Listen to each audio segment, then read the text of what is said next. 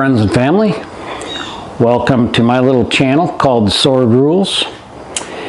Today, Labor Day, a holiday, I'm going to be doing a little work on the Bronco. And what I'm going to be doing is putting a shelf system onto the tailgate of Redford. So right here, I'm going to cut to the previous videos that I took unboxing this. Just received my JRoad shelf system for the tailgate on the Bronco. Let's take a look inside the box. Just wanted to point out that it looks like it's really well packaged. We'll dig into it a little further. Okay then, before I start installing this, I want to remind everybody that I'm doing a t-shirt giveaway. Not like this one. I'm wearing this today in honor of Pato's win down at the Milwaukee Mile. And you can see the joy from the team. You can see it on Pato Ward's face. Yeah, not like this one, but more like this one. So here's one that I had made up for myself. And I like that color myself, my opinion.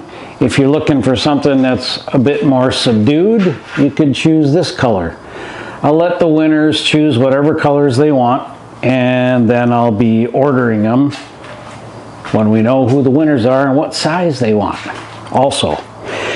So yeah, just a reminder, I think I'm up to like 490 something subscribers, something like that. I don't really care. As I've said all along, I'll never monetize this channel, but I think it's pretty cool that we're finally getting to 500 and I want to give something away for it.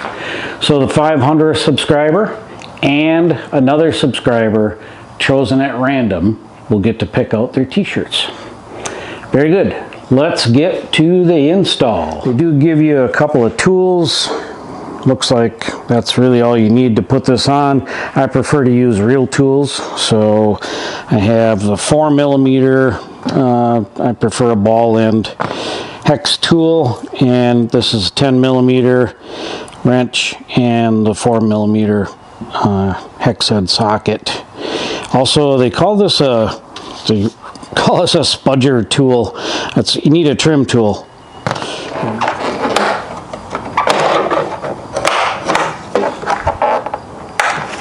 Pull the bottom out first.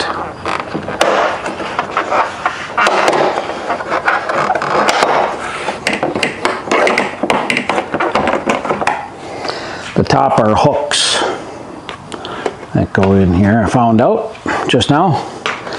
Bottom are the clips. EVA pad. They want you to put that over those slots right there. Looks like placement is not critical. They kind of show it going on like that.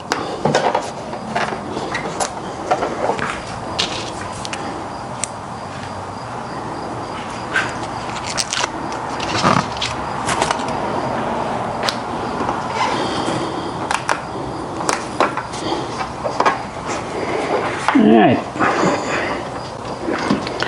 Then they say take the spudger tool and poke a hole through that. Okay. I think what this is going to do is keep your paint from getting scraped up. When you insert these nut clips in, following the directions, looks like they go in like that.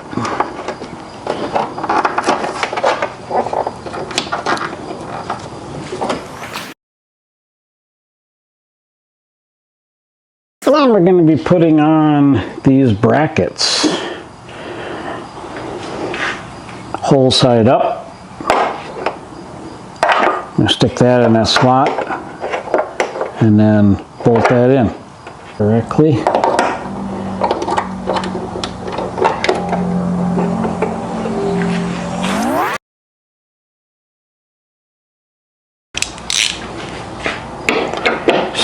Ratchet over here. That's pretty tight.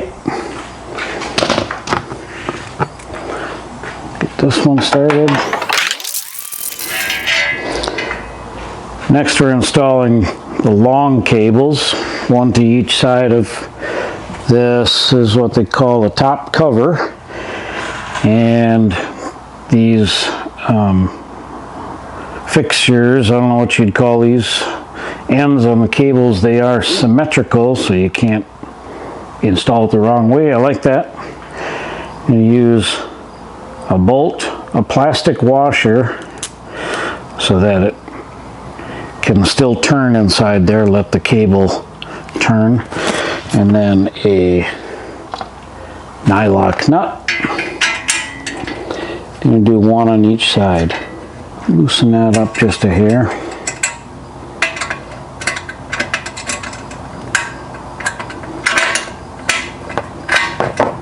Just so we got some nice movement there.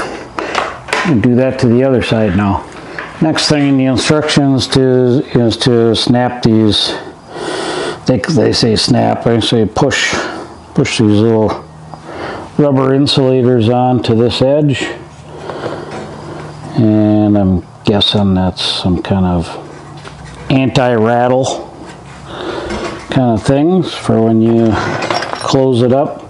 Next up is to attach these some more rubber isolation pads to the top and bottom. They're cut to fit.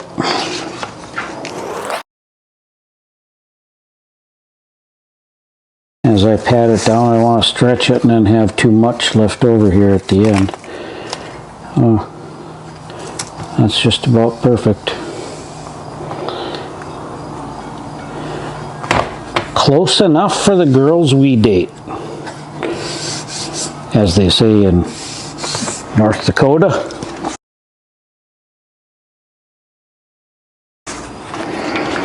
Well, we used to say that in Wisconsin when I was a kid too. Might not be appropriate these days. One never knows what's going to be inappropriate next. The pads are on. That's as good as it's gonna get. That's not going anywhere. I have to back up a step here. I screwed up. I wasn't liking how that fit there. I didn't quite understand that. Kind of getting in the way, right? Well, it turns out you're supposed to use 3 plastic washers each side. One there, one in between, and then also one on the inside. So I'm going to take those back apart and put the extra washers in there. The pictures are kind of small. It's not my fault.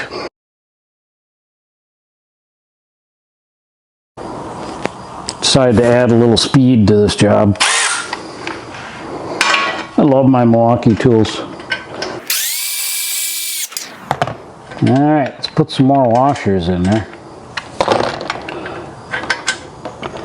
There'll be one on the outside, one on the inside, and then they say one on the inside of the frame, and then the nut goes on. I have prepared 4 of these bolts with a flat washer and a lock washer.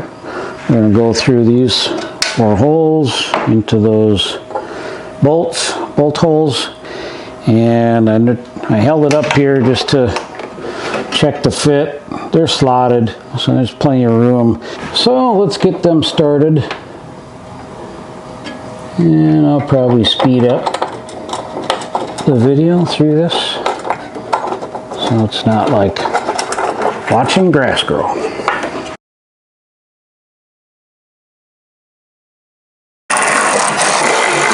Ta-da! Okay, these are kind of strange little devices. This is going to fit in that slot down there. They show you assembling them like this, and these fit into this slot. They fit directly in, but you have to slide them into the side, and as you can see, they're wider than the slot. So I hope you can see that anyway.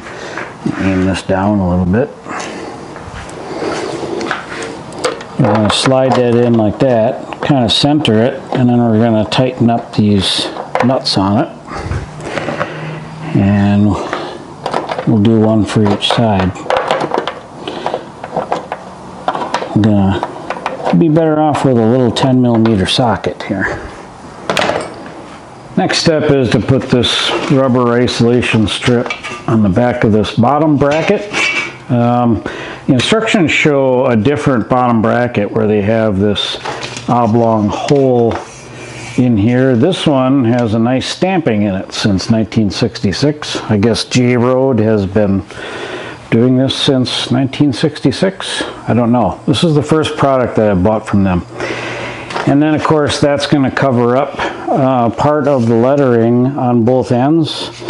So I'm going to take this over to the bench and just kind of cut out around it a little bit with my X-Acto knife. And we'll keep the insulation factor going, but it will show all the letters when we're done. And here's what we ended up with. I got that cut out.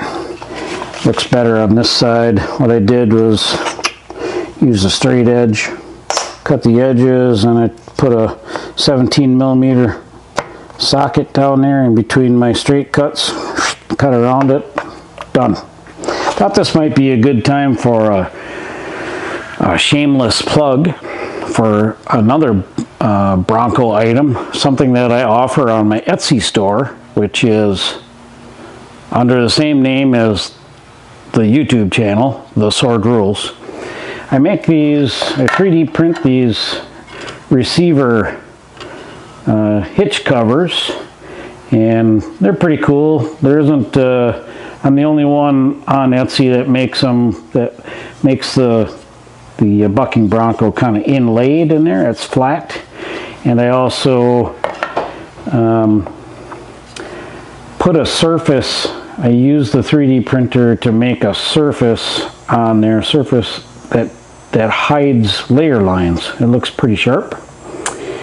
And I'm also the only one that's making them that I take a little piece of 3M rubber with the adhesive back on it, and then I add some glue too, and I actually glue that down onto that surface right there. And then when you put that in your receiver hole, it doesn't rattle. It won't make a rattling sound. Now these are made for the OEM factory or Ford OEM add-on receiver. There are, of course, a lot of people put aftermarket receiver towing kits on there because maybe they're a little less expensive or something, but I found that trying to make them to fit every aftermarket receiver pinhole depth would be a daunting task, to say the least. All right, we'll go stick this onto that bracket. Let's see how it's going to fit this time. Should fit right around that. Oh yeah, look at that. Oh, would you look at that? All right, let's get that stuck on there. Let's see how that looks on there. Everything's slotted for adjustment back and forth. That's good. Red shows through the cutout there. I like that. Okay, you know, they say washers, lock washers, and nuts. Might as well start speeding up through this segment, or it'll be like watching paint dry.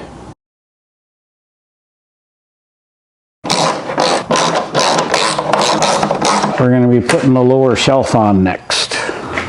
I'm going to put this on, plastic washer, then this in place. Then they want another plastic washer. This is where a guy could use 3 hands, I'm guessing. I'm just going to stick this one through here to hold it in place. And then we got to start a lock, nylock nut on this one.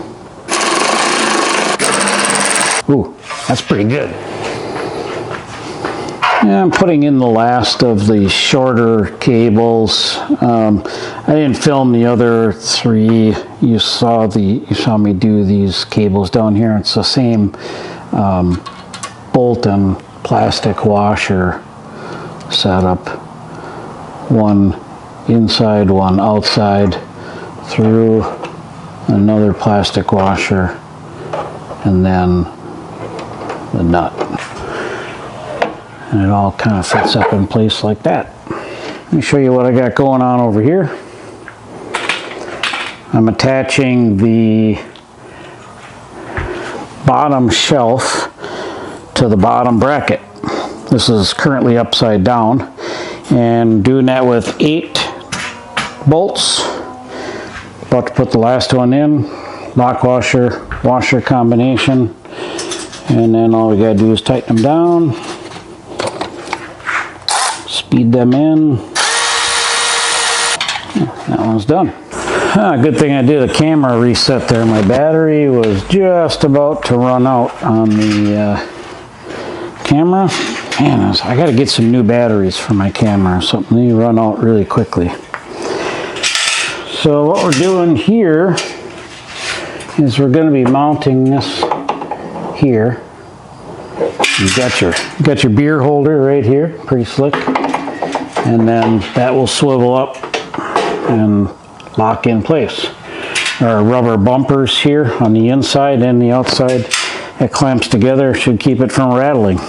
All right, I got this 2-part lower shelf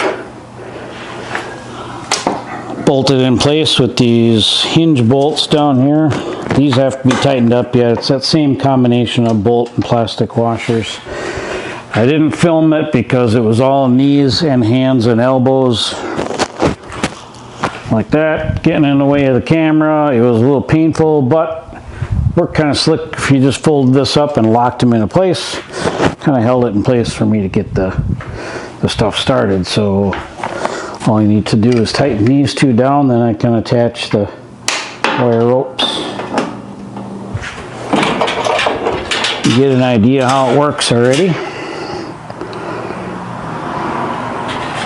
Next I have to attach these cables here. We'll do that in a folded position, and then we're almost done. I see a problem though. Oh, it just fits. I didn't think that was going to fit in there. That holds my Milwaukee water bottle pretty good. Now, will it hold, a beer in there good? That's the real question. Bolt, plastic washer, go through. Plastic washer inside there. And we can start a nut.